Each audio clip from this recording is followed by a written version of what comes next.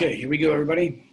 This is lesson 2.3 and discussing DNA and RNA and all the good things that have to do with DNA. And if you look at the caption down here, there's enough DNA in some plant cells to stretch 300 feet. Think about that. One little cell, enough DNA in one human body to stretch roughly from Pluto to the sun and back. And enough DNA on the Earth to stretch across the known universe many times. So tiny little molecule. However, if you stretch it out, it can be pretty long, approximately 5 feet in length per cell in our body. We have trillions of cells. So do the math, it's a lot of stuff.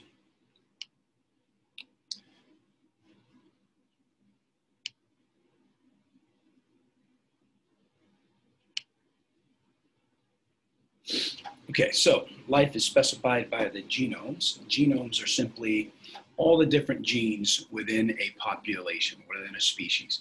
And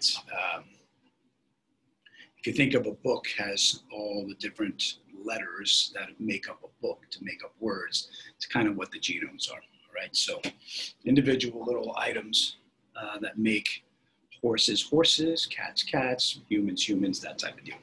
Each organism has a genome that contains all the biological information, traits, genes, what have you, needed to build and maintain a living example of that organism. Biological information contained in a genome is encoded in its deoxyribonucleic acid, otherwise known as DNA. It's divided into discrete units called genes.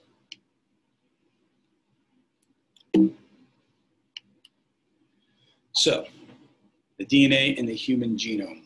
Students can explain the central dogma of molecular biology and its importance. We'll talk about the central dogma.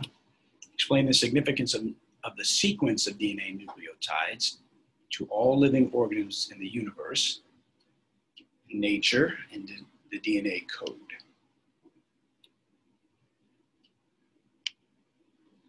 Create a protein and a DNA template. Okay, so we learned about Watson and Crick and how they came up with the actual genetic structure of DNA, or the structure. And once they came up with that, we started to figure out, okay, so, how does this all work?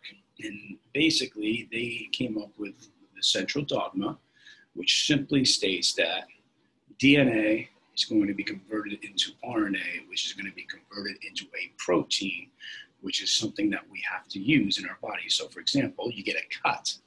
Around that area, the cells around the area will go, something's not right. Let's make the protein to help clot that. So we need to find the gene on the DNA. We need to read that DNA, and that's what the RNA will do. And then we'll,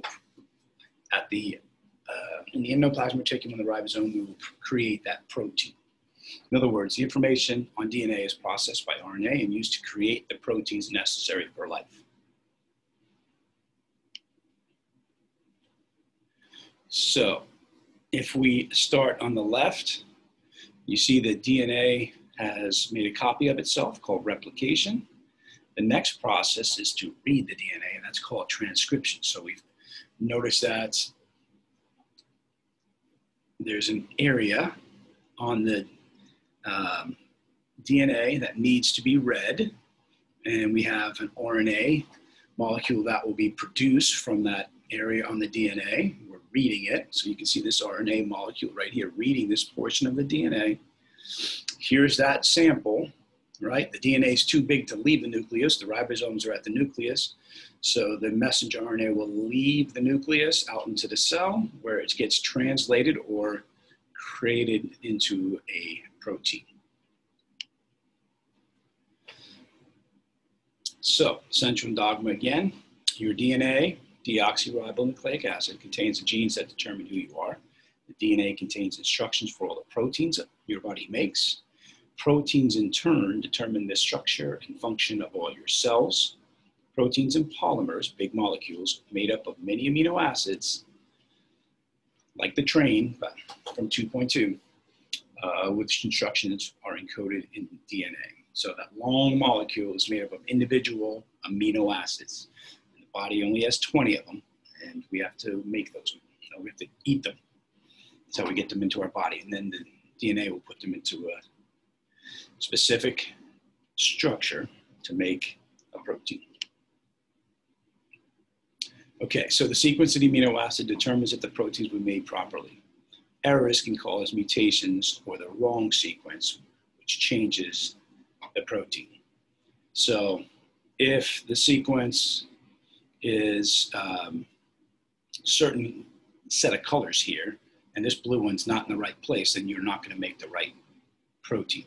Okay, so for amino acids, it has to be the right sequence. It's just like the word cat.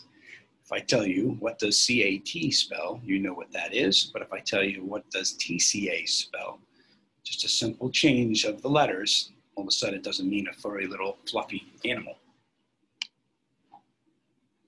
DNA is found in the chromosomes. In true cells, eukaryotic cells, chromosomes always remain in the nucleus, but proteins are made at the ribosomes in the cytoplasm. So again, we have to get the information from in here out to where the ribosome is so we can actually produce the protein. How do the instructions in DNA get to the site of protein synthesis? Out of the nucleus, another type of nucleic acid called ribonucleic acid, RNA, will be that messenger. If you want to see that happen, just click on the link right there. And there's some more information if you want to. Again, so the key is DNA in the nucleus gets transcribed into messenger RNA. Messenger RNA leaves the nucleus. It goes out into the cytoplasm by the ribosomes. At the ribosomes, that messenger RNA message gets translated into a protein, okay, or into amino acids which are connected into making a protein. There you go.